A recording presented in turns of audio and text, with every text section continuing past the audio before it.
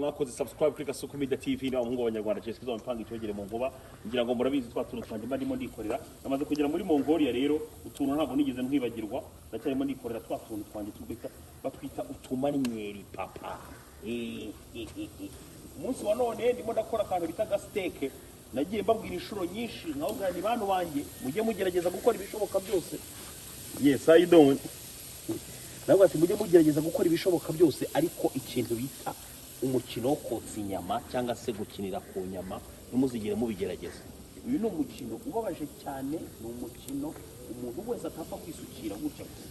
Niyo mpamvu rero nababwiye ntimwoka byaramwe mujye mukinisha imboga, umuntu yakinisha dodo, epinari, ariko ntiwakinisha icyo bita inyama papa. Hanga urabona ndimo ndotsa icyo bita chicken, hanotsa na steak imeze neza cyane. Genda ubaza abantu bakubwire ngo uyu mutaro buguro gute. Narababwiye ndababwira nushobora kugerageza imikino wakina nayo, ariko umukino nk'uyu nguyu wo babigoye cyane. Reba none ikirungo mba ndimo ndakoresha, ireba ikirungo mba ndimo ndamarinisha sha. Wafashe